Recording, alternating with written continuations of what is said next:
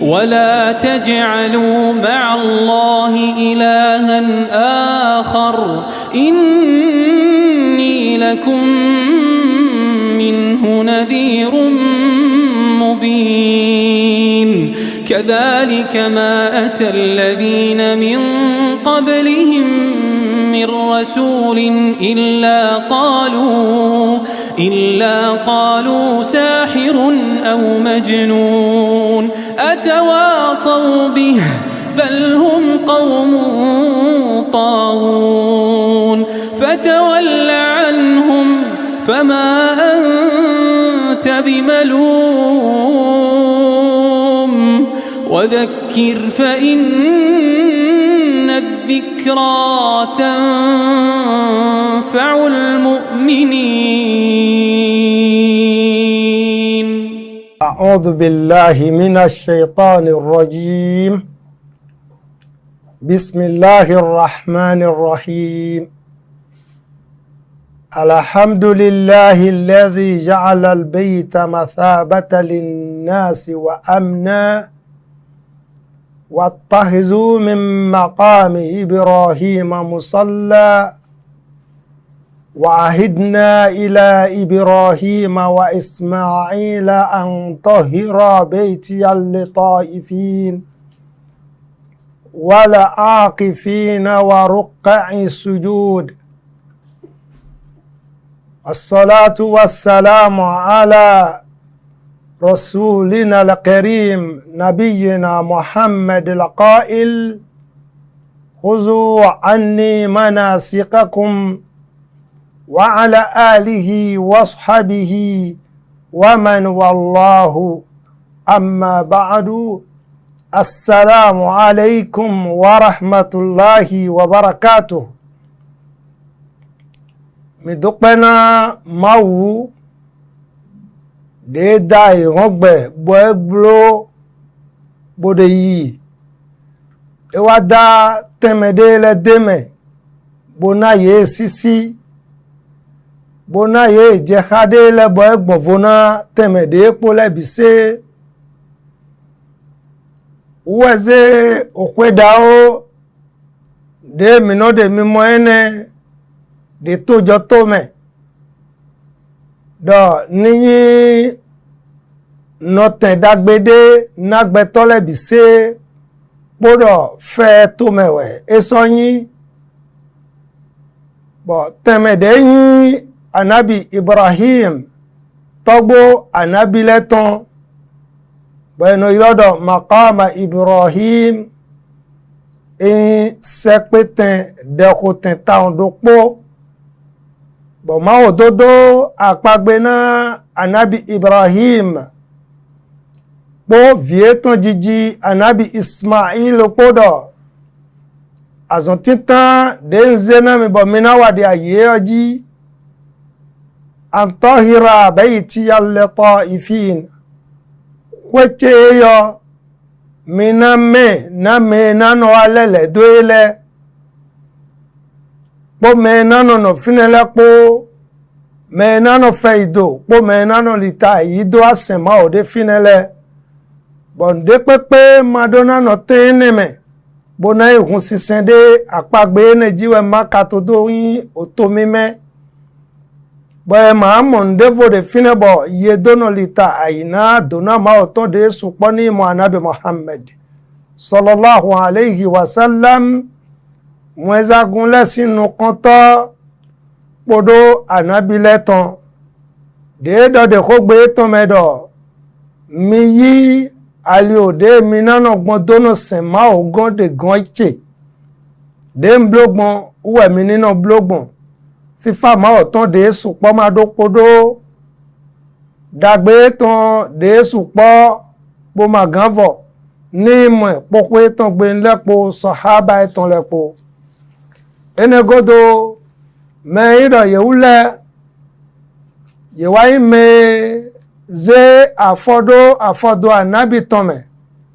na dona mi nuye de sise islam ton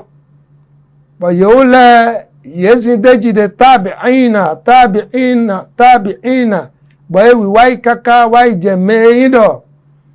de ayonugbeji gunugbeji de fon igbame yelewe na mi nu yo lebo mi donyo ma udo po de mi na sin po ali ode mi na no gbon bo sin po bo yo yi ma ogun ma oni do teme dagbe na ye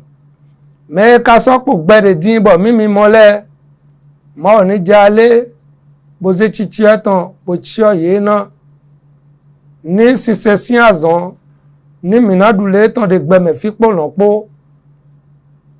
mi wa ko de supona me ido yewo leweze tojigun dawo yodo tonu bodo mele ni wa bieme na do wa ijete do sepe aljanna ton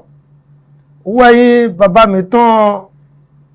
alhaji sefu saka arikose de ma de fiosi vile bezon baba mi ton alhaji abdurrazak sefu saka arikose baba mi ton alhaji sheikh musa mejo mi ton alhaji yakub baba mebi seyin sefu saka arikose supasivi de mi bloyo dagbe mi ton enado jije ji tegbe ma o ni waze do blo we soke na baba dagbe de oyi ma ogan enegodo megen ogun lobodo kunkun bo mi deme wen doctor mi ton abdurrahim shitufani wuya podo novieton le dao pevi dagbe ma o ton ni kondo yeji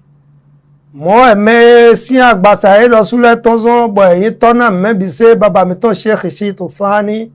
lo meni yon ne po vieton de oyi asieton de oyi le alpha de pe pono po do wazon bo hokan de mewu bo yo yi lo mele ma oni di keni lo meni yon na me po gbele ma oni jira gbezan eton do alpha un de no agbon Sunna TV Yoruba dona nuye gbelo bisele ma ona sudagbe homi azon wa to fine ton le ma ona di kebo le ton mi na mo de fide idagbede gbe ma na gbo mi se ma na gbo mi agole igodo yin na kan de no jodo gbe to jibo do oblo islam pon ma o ma ke adibo na jodo dopo mi ton ji de tezaji de mi na do kona mi de le gbon wende nu mi de ni zande yi zande no wa mina dokodo nu de si sume mi de din bo ye no yodo haji sin azon ujiwe mi jona dokodo na dokporopo mi tonle na mi ni do to bosi khode mi jona dogbon haji sin azon si dali wayi alhajju manzilatuhu wa hukimuhu wa fadailuhu aji si azon teteme wede enegodo nuye telewe dego agigo tewe aji si azon do azon de ye yodo aji si azon uwe doti atongo de doti islam tome de gbeto dono yin muslimi de pe doti atonwe uwe ndo wendenu ayi ma o se dodo po bo ka sono kinu aton le do gbero po bo sun ramadan wa bo ablanu nuti doto eleme ade zakat zoeme enegodo de wapo uwe yin hajji sin azon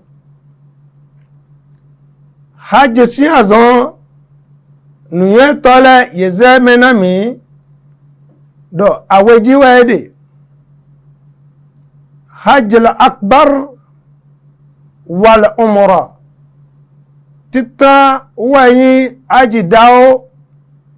awego uwe aji pevi de no ilodo umra nunde ka ilodo hajji sin azon huwa qasidu tawajuhi ila albayti bil a'malil mashru'at fardan wa sunna waido gbeto ni do lili na yi pe ma o togbe po azon de senji de yin dandan podo de so yin sunna po na iwa de donde nuye toledo nu de ye yilodo haji si azon wa ziyara ana tronto to me bona ipon to devo me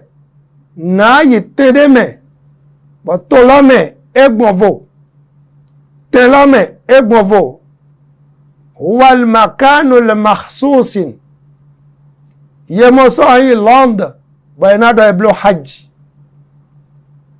yemoso yi Paris boyna do eblo hajj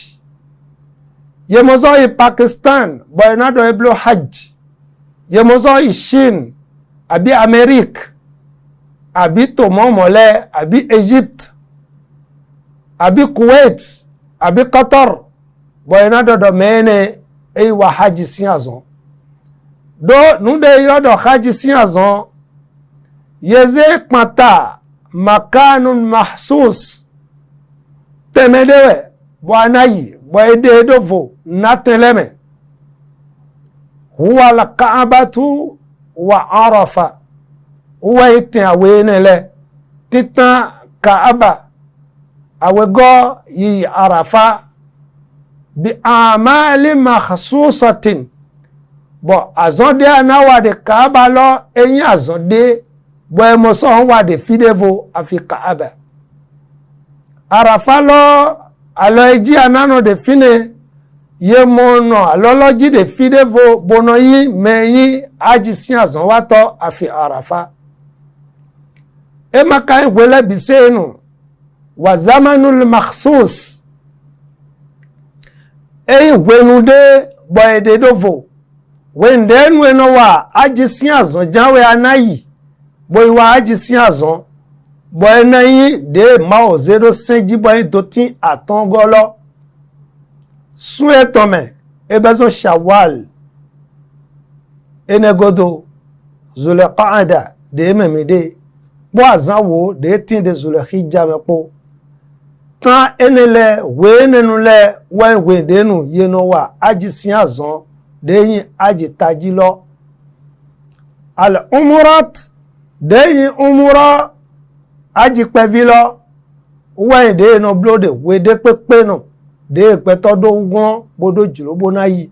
amo Arafa yi emade wiyome huwa ashhurul hajj sun de mi khainele ye wanyi sun hajji ton de ye nablo wa shakhsul hajj khassa ena zo do me nablo ena wuli awe to dovo do mi jona eblo azon de yodo aji sin azon ena wanyi aji de yin tantamede Islam de mi kamodo to de me no blode ujawe makasin tome yo ujawe Yesu ina bono yodo fe tome egbonfona fe tome dide maudo sudodo wa hadha al balad al amin aija ife sin tome yo bodo de al-Qur'an me de maudo mathabatan linnasi wa amna eyi temenotede podo fe tome po yenavo fine bono fe si tome po kogbe mao to de sodo de al-Qur'an me do wa man dakhalahu kana aminan mede pepe de gbo bi oto lo me eme aija inabo enavo bona de fe enezon boy lodo fe tome amoni edo fe tome pon be eneyin ayonu lesin gbejide Nigeria tome de no yodo Ile Ife uyoyin fe tome amoni eze madane odo fe tome yani Makkatal Mukarrama to deyin Makatome fiene jawe yeson blo azonde yodo aji sin azonde ma o ni ke alobo yide dopo mi ton lesi nam mi mechelemi wa min fadail al hajj wal umrah nudeni agigo tajide tina haji si azon deyin haji dawo wal umrah po umrah to po 18 minai pon okogbe sahaba de eyin melido de meyi ko wazo anabi sileme abi huraira radiyallahu anhu mau ala ni muhammadoi قال edo de kweto medo suila rasulullahi sallallahu alayhi wa sallam medewa ikabio mweza gumito anabi Muhammad sallallahu alayhi wa sallam de khogbe to medo ayyul a'malu afdal azon telewa yin azon de du agigo de azon de gbetona wa bona du ale dao de mao ala nukan mele kan se anabi Muhammad sallallahu alayhi wa sallam anabi wa donedo imanun billahi wa rasulihi tita nigbeto wa gbeme azon de na wa do mao Allah sinu kan uwaindo ni do ise adodo na maulo do wetin enegodo mwezagun eton ime edesedo ni wa do eton mi qila thumma madha kila thumma madha meloso akansedo ni iyise na mau bo enegodo nso wa ise na mwezagun eton anabi Muhammad sallallahu alayhi wa sallam eteji wa soje qala jihadu fi sabilillah edo nu deji ejewe ndo jihadu fi sabilillahi petoni hokan boja won do mao ala sin aliho te islamu nado inukan de kweto gbede ko eto me de gagbe ton lagon de to de mede petoni hokan mo nko eyin azonde sodo agigo bopezin de mao ala sinuko kila thumma madha melo sova kan se dobo enegodo eta sopo qala hajju mabrur edo ndeje jewe ndo ajide me nu aton de hale do yin azonjo azon eha ajide medeme ajide me gbeto de jona yi maka ena ho kanbo aji eton na yin ajide me etawa irodo hajide me titan apade anaredo iwa aji sin azon anamodo mi ba kwelogbon ali ode eyan si dali eyan mede ejo na sewedo de ejo na sewedo ne amadona waze aji to elo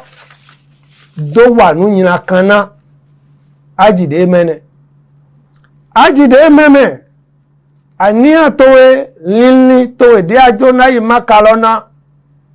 nini de ndo ebe etozo me boy mamo nu de irodo riya udeme riya waido sisi oyi maka etautu edio ma yi fi wende boy wa sukwe di osu na yi boy na tun ganda dunami boy na yedo video su ton de akwenuwa subhanallah be maka de ayade ne maka viche de akwenuwa uton ayade ene mai hajj mabrur hagbade memi de ole gbechele bi oyi maka ku yoji di ona tekun kakabo ijanwe madike ni ainiyan ni no finewe ni ede fine be awoni hajj riya'u hagbechele ni nwe do yi maka ni anayi maka adona ipodo lilepo taidi de adenu ki bode awegba na mawu mijo na iwa maozon aton gode wendenu mawo na kwenu etondo esu ene utu de ajiro na yene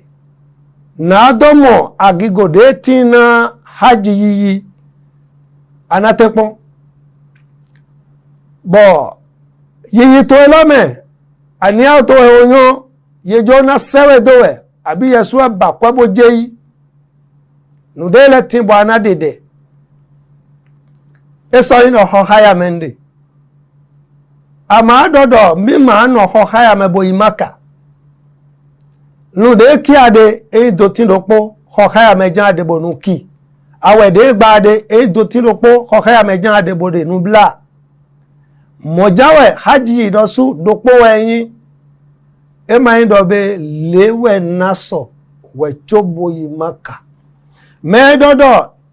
etido akwe botido nude so imaka nale enegodo ewa dodo eponde lebo mina do we chobo yi mene no ni ekuro mo e ma kuro islam me do edo akwe ton abi e mo mede na sedo e ma dodo mma odo moto mi ma gozo maka bo ade afozon mi ma ogbape mi ma gozo maka bo no ho haya me ene zombo ho haya de mi anu ade ne anatepon bo ho kan bo su ho kwe wechobo jo vito po asiwe podo wechobo yi hope ade konawe bo isewe do bo aje yi me ho haya to bo haya ho sieto di keni do mo je meton dodo meyo nugbo edu akodomi eje imaka de ka je yi anadonedo mejo na imaka akole le kare kona emi nimi gomina su di keni mo dona haji to nayi haji maburura de do dagbe ugan do le de me sopo uwa yido me adu akodo te pon bo hokan bo su akolo e ne do ko su e ba kwa bo jeyi mo ja ni ani ba kwa me edu akodo ton bo sui ne ka do na sewe do ede bo akwa de asiwe gun madomi asan do howe me hode de ko awele suye we chobo jali eyon yejo na sewe do amakado akwede anaso ahona me ya do ahodole dike ni nyoe dos na sewe do ede ni ago anaso aho de wa klode me bo haji to na haji maburura uwe indo me ya do ahodo do poropo kan do kan da yeton do mi do ahodo mele bo do ahodo mele we chobo jali do vlano waivo enegodo eyan adu azon pe abi indo chauffeur ayin bono kun moto na me taxi ayi meto bono kun se do poropo ano so aho de ajo na idin ama ayi gare moto meloton do kwegbe abi anaze na mede pepe bo e mana wa so akole do akwa ene de no ide se do poropo edo fide no ze ido awa fente eton bobudo eboyi haji to mai mabururo de ma onukon edu apa deu inna allaha tayyib la yakbalu illa tayyiba ze moto jo ina moto no do mi je igbeji sonrin deji ni mi ibo gomina wayi ni mi ni dodo gbedo pome ni e ka dodo ye je ni ba mepon anaba me dagbe bozena wechobo dedo ye me edu asan pe bojo na ibo endo sun fowe ano so akomele adonaze mededo teto eme bonaze we ma me ano so ahotonle po fide na mo apelo de bosuye yeweji ona imaka bonayin alaji e ma edo ene otu e me no wa zonde gloro to ile ye na mo ofiesa me na so aho e ni sufo do apelo me je na so we ho me kwede ye na so ho kwede ye na so mi o kwede ye na so sin kwede kwede no ho imaka boy kupe mi ona ye haji to edu apa awu e ma haji maburura enele bi se wayin azonde islam jodo minide de wechobo imaka do le de tina me imaka mime esupo taidi de anabi muhammad sallallahu alaihi wasallam edona mido man hajja lillahi falam yarfuth walam yafsuk raja'a kayawmi waladatihu ummuhu anabi muhammad mede pepe de hokan boyi maka mime enegodo falami yarfos de jeton e ma do gbegle zonrin e ma do gbegle gbe e ma wa nde inu gbigble le de don de aji bible tome walam yafsuk ko nyina kan ko gbegle na azume na do mende me godo enele de pepe e matonu etome ni melo isuna bo insena bo gowa to etome roja a kayomi waladatihu ummuhu enale ko wa tai di gbegbede egbe no ji wa gbeme bo e ma do nyina do de pepe ko mi ave ma Allah subhanahu wa ta'ala na me do poropo de na jali jibo na ile ma ona di kebo aji to na ide ma ona ke alobo yi ye ka so yiwon ma oni zi azon lobo blo sahara na ye na ni eni mo blo dide jedo ni je gbebo je gangbe ni eni so leko wa no te ton lepo fifa ma o ton dagbe ton na tin na mi ni yi bo so leko wa ko mi ton ji plado podogo. Assalamu alaikum warahmatullahi wabarakatuh. Ìkànnì tẹ́ ń wò yìí náà ní ìkànnì Sunna TV níbi tí àwọn onímọ̀ ti ń tẹ̀ ìmọ́lẹ̀ sórí ẹ̀sìn Islam látọ̀rí Sunna TV ìmọ́lẹ̀ nínú sunna nabi Muhammad sallallahu alayhi wa sallam. Ní gbogbo ìgbà ní kẹ́ ẹ máa wò wá tí ẹ̀sùn máa rí ẹ̀kọ́ ìsìnkọ́ lórí ìkànnì yìí náà ni o. Òun ló múlẹ̀ rẹ̀kẹ̀tẹ̀ yàtọ̀ yìí gbogbo mùsùlùmí lọ́kùnrin àti lóbìnrin ẹ jẹ́ ká máa wo Sunna TV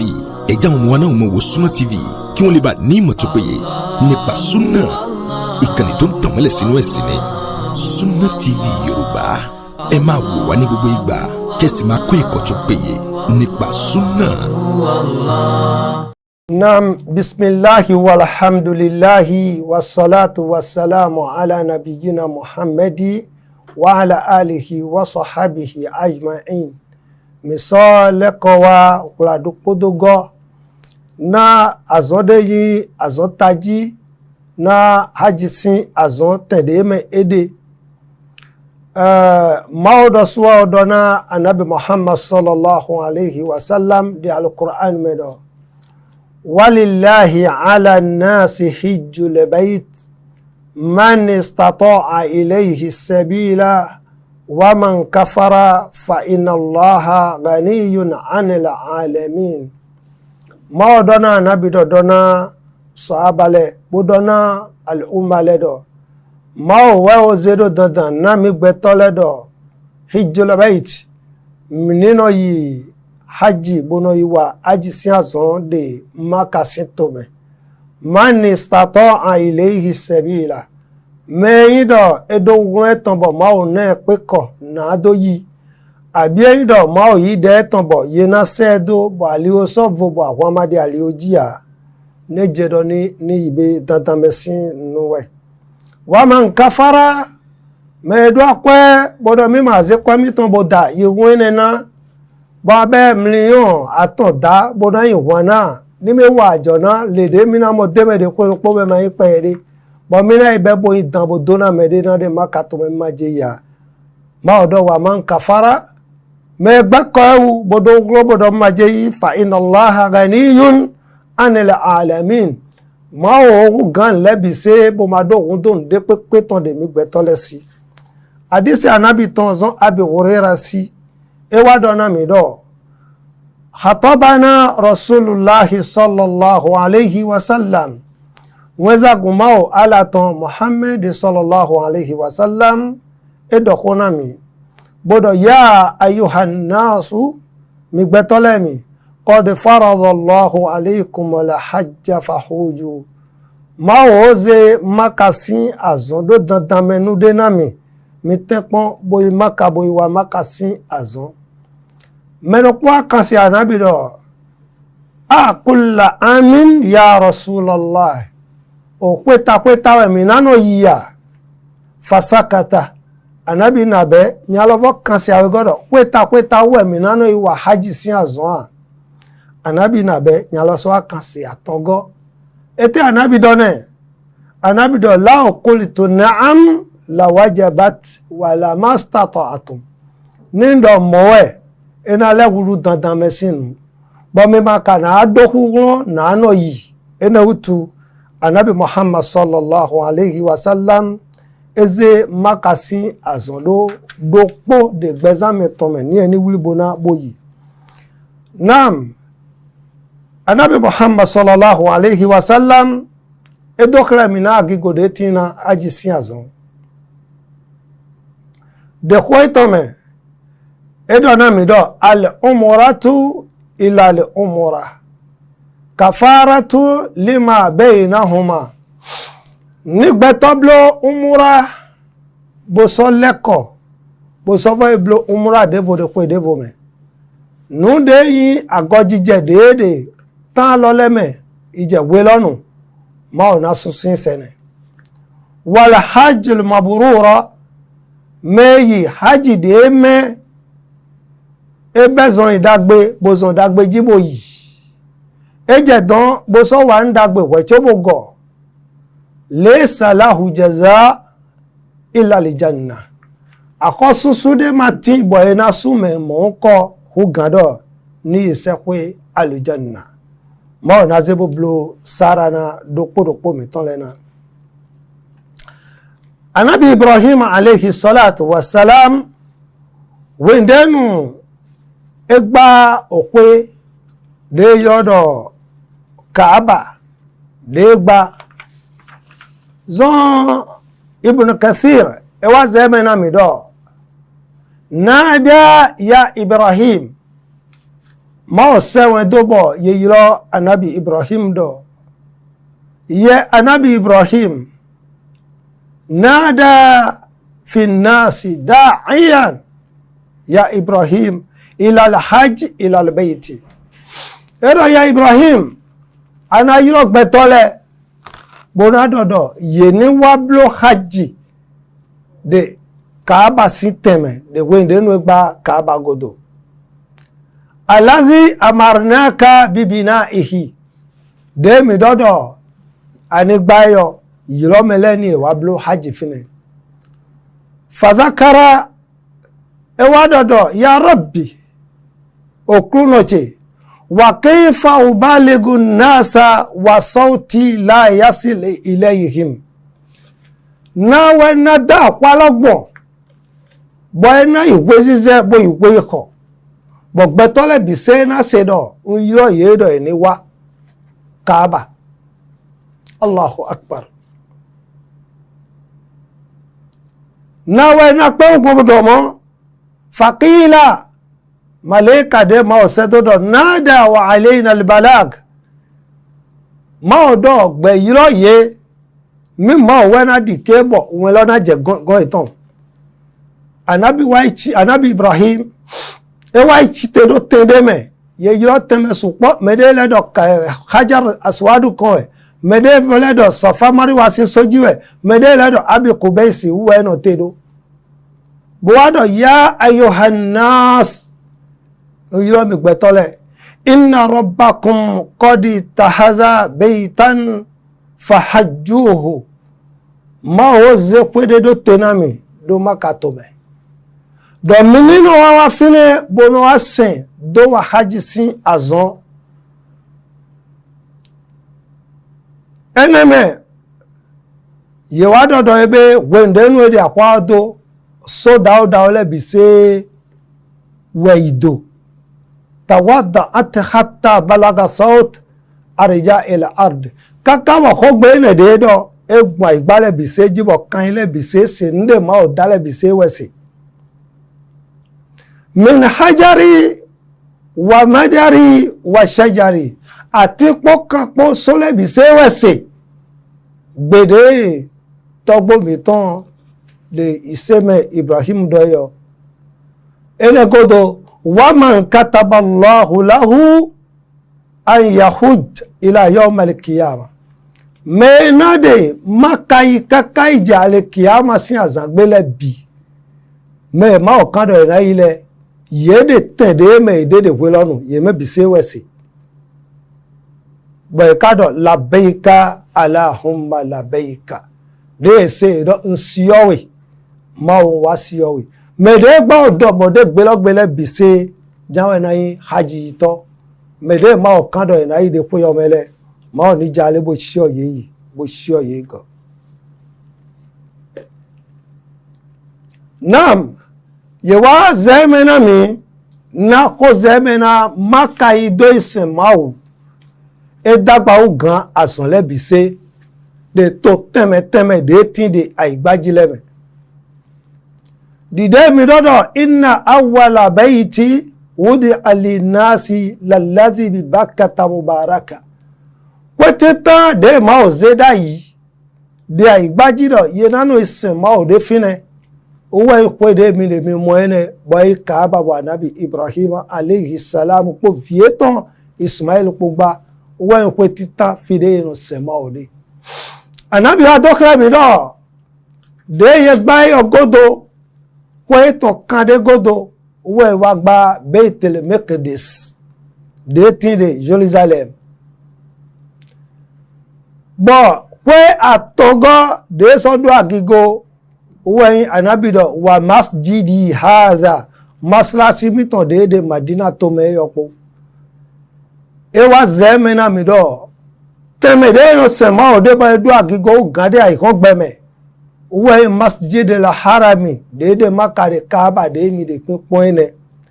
afode o yile ma na di kemi na sovo yi me ka black babo je de pe omele ma na chi oye ibu chi oye go nam mi mechelani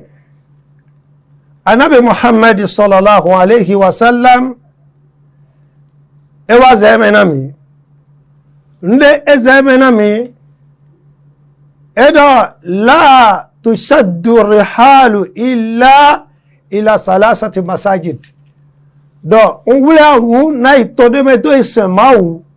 e ma sa je khe to di pepe me afi to aton me teme aton we enayin Anabi Muhammad edo mobodo al masjid al haram teme de nayi bo sonu zon tome de na isemawu titan we masjid al haram de makabo mi pe podo se do yo mejele na idagbe mi me ma o yile ma o na kan bo e ma do photo me kede mi na no mode mi lo sule na ikaka idon wa masjid hadha bo maslasi mi to yo de ma si Madina topo wal masjid al aqsa bo maslasi de Jerusalem opo fi Beitul Maqdis fa afdaluha de do agigo gan wa masjid al haram we masasi de makaton yo e wa ze mena mi ni meje do popo na yan do azodao le dao na be gomide e do wa anna salata fil masjid al haram ni gbe to kirun de Kaaba de ponse do mi de yo yero nu de akifire 100,000 salat fima siwahu etaidi nukiki faton donu kanwe ko 100,000 nukiki ni aki wakati do pore fine ena taidi wakati do poni ayila aki fine ena taidi ayila de akide maslasi devo deyi 100,000 fois we na kanawe mezi akwabo je ni mo ma fe to le be mi gu akwabo yiwe la ilaha illallah dolu de akia de don bo pon wakati na bi de anaki don wo chobo go ni akia ila ena taidi do aki 100,000 fois akia la sa mo aton we ade na kide gberopo et 500,000 fois par jour de nous dire de ma si devo 500,000 fois par jour we are no kide gberopo zaji faton dono kaoko dono aton ni akirun wakati aton ayila alasare maghrib isha yasuba ni akide Kaaba me nu de akide gberopo ne bo apon azanabi de na ho ade don ene do kredo yeme ije don bo de amlo double my kirun de Kaaba me han bo yedo nu dawe azen gbe na kide ma ona chom me bi season me edo wa fil masjid hadha me wakinu wakati do pode me asimi to Madina to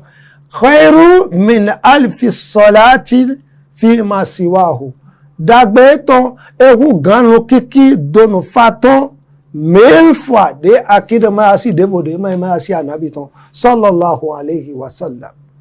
ene utu mininyo edo maslasi ene le de minayi minikinu wakati mi ton le de don e dagbe na me hugan ni ma Allah subhanahu wa ta'ala nina dopo mi ton le blo ni mina dule dagbe nam de enegodo de nukiki ajiyiyi dadana mi gbon etejiwa eje yewado ma odona mi dalu qur'an me odo watazawadu fa inna khayra zadi at-taqwa wattaquni ya ulul albab yameje maka watazawadu sonu wuliawu nusiso to titan audo password bo blow ma de no blow le ana ido yen de no lord of vaccination nusiso to titan lene de taji bozun pla makasi azon de ajona iblo enegodo azondewe anoje bo edu amasin eton de anozan ye ma di kebo amasin de pepe na ibi oto eneme ana imoto to zon atotowe bo ena kanwe ma de no yodo odo nasinawe bo anado ho amasin lo bo he bo odo nasilopo e ma imo a ni ichin awero megblegle leme ena viawo madomi ho amasin de bo bedonu metatawe enele bise watazawadu awiwulene watazawadu ajonajo vipasi podopegbe ajonajo videde gonwele dopegbe watazawadu nude ye na dudu nude ye na dudu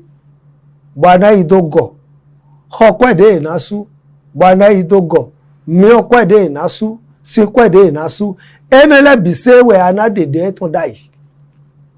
wechobo jali ye mono je maka bono wado memeton le kuve bonu de je kha eton amablona ye ma odo suma jilo ma o jilo do je kha gbe toton de konawe dede wechobo ade ma oton do ni esu alike amazan gbe je kha mede voto de konawe ye na dede we wecho ma ona wado eton enegodo nude tazawadu anawule awiwule lawa yido nude pa kipo me podopo waje imaka dede to do podopo dide ndogboda e kwachobo de do maka yelo sude jlona blo sara na me do meyo njona se do maka hosu oyun eda ido e ma blo te ya e ma du tewe alo eton lo ma ko jemodo akamodo nyakode jiedede khemi tonu nyakode jiedede family mi tome nyakode jiedede islam me ejedo minise do maka wajo na wadagbe nene de ajo na wadagbe nene dike ni motana do deude de wechobo yi do de ablo neme jawe na gbo finde na vide na jodo de kwasipo uwe na gbo finde na medu ahodole mini tekpo ode nele bisede yasu de be akwana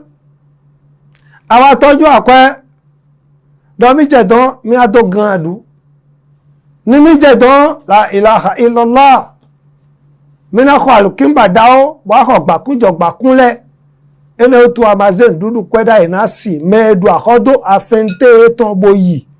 ene le bise agojijewe na ajisin azon ma wado fa inna khayra zad at-taqwa deyo de awiwule me we do bodo budisi ma o ana wule awu po budisi ma opo na de mi dogbon wattaquni ya ulil albab anaze gide do mejo mo siteme makadi ajeye nu de no pede maka mawe mi donu kiki de kaaba me dopo 100,000 fois na de akide fide vole faton dono kanwe ko we na kanawe towe titan de aje iwidie menevotin o yaton menevotin o iwo menevotin ni ekanse do maka na bi we ye mayon na bi de yi mene wa jedon bode amlodo do eto tuwe no khogbe eje yi de no blo boy taji islam to yo oblo àjọgbé tán me mo kole yele no de dindan gbon boutique me kakabo zan ku fide nu pla ede no kide rode titan la ilaha illallah jale ma dogbe enewe dogbe me ido e wa titan ton bono no maslasi lo me do ve mawu do ni agba oyi bogo tede fo me matin bo ana so ibo isen ma ode mo nko afide ablode kaaba meyo fide matin bo ana so ko dede bo ma ona yi ugan de abloyo ene otu tepon bo dibusi ma o de hadith abi hurairah me ene ni dona mi do inna allaha tayyib la yaqbalu illa tayyiba ma o me emo pon yi de medesi afi nde me dike ni haji towe ni haji de me de no sisa to eleme al mubadaratu bitawbatin aje maka nu de ono wa bo eje do da ile pede po dawe to po bi o le vojo me mi yodo sameji dimash hipo nu de no yodo bi apo khoton emi no yin bono gidi mi de kakaje dimash ene azonto ene di alozo me ayun aloso na me di alozo me nu de ano wa boy inu gbegle le bise bo ayun ele di alozo ye me kwa chobo imaka do maka no dacha mina mo menefo ne gozo maka la ilaha illallah aha litri do pe no nu dai bi ado pe no nu dai ne gozo maka le ole ne ma onu kasi do pa e mo leko me mo ko le ma tuba le je maka don ye kan fite be na tata le o kaka na se aton bo go manu bia ye ma tuba taubatan nasuha innamal a'malu binniyat lile to edo mai bo goboanu nde pepe de adoni ayi makare jeje to enomo mini jale bo tuba bo me do donde jije towe na do ko de ni ma oni do yide towe ni pipe de ma alanu kan de azode yi azon makatole bo mina wale bo 18 tado dikeni aito ni me awogo nudi anablo yedo anablo taubat eno inu titan bo anablo ene godo at-ta'limu ma yushra lahu fi hajjihi wa umuratihi aje maka o jalebo pon aje maka jalebo pon nude yeno blo de maka yileme ni ejedon azonde no wale hode no dole nde mo so blole di kebo yo ye anta ta'allama ma yuqsadu bil hajji nde utu ajona iblo haji nyo geze kwa chobo yi yenie ene godo subatul akhyar ajemaka bezofirun tekpon boba mejome bozonhe tekpo boba mejo me bozonhe do ni azonhe me dagbe awa ndagbe de le katin bona ho apa eton rawe ni me de blasa ke pe vide bozi ado khana mi je apa don de marewe ndo ene nawe eti anyo edo e blade me boya nu de zero saki ene me enu de akolu don to mono mo nu de sunu edeme ye me si e kamode bo wuli ye we na da we na ma me die ni ebu boyi eyi ni e ene otu anaso chio hide ene godo yustahabu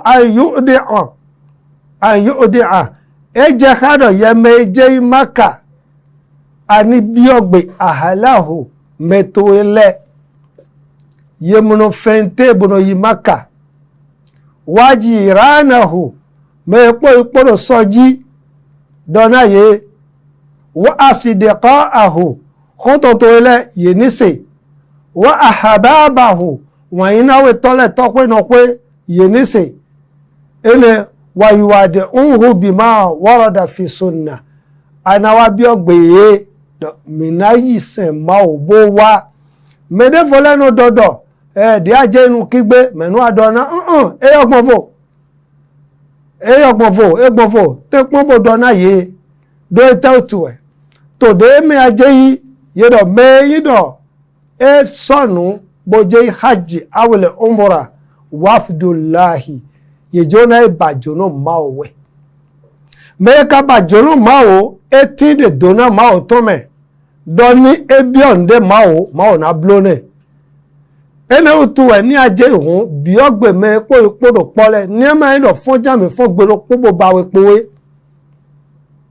ni abi ogbe ye na ko de na we do ana idagbe bo godagbe hosu ajedon fli ye de deme bo ko de na ye mede je igbeji zonji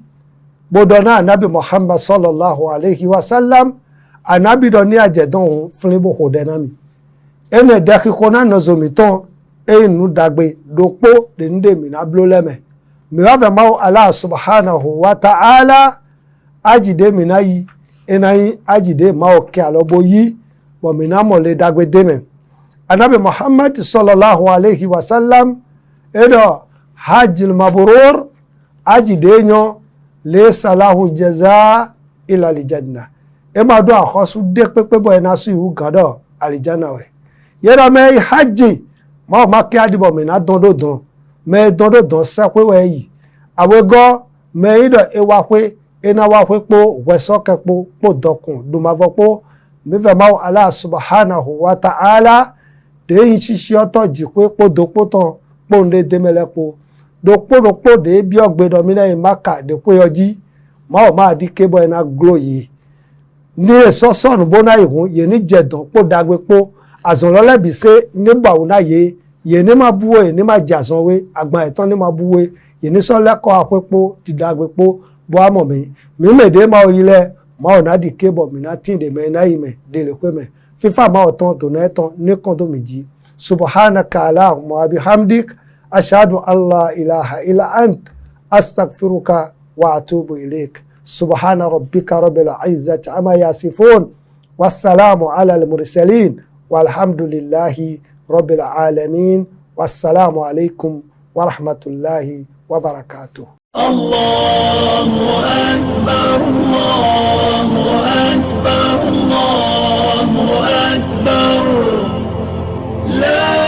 ilaha illa Allah, Allahu akbar, Allahu akbar, walillahi alhamd, Allahu akbar, Allahu akbar, Allahu akbar, la ilaha illa Allah, Allahu akbar, Allahu akbar, walillahi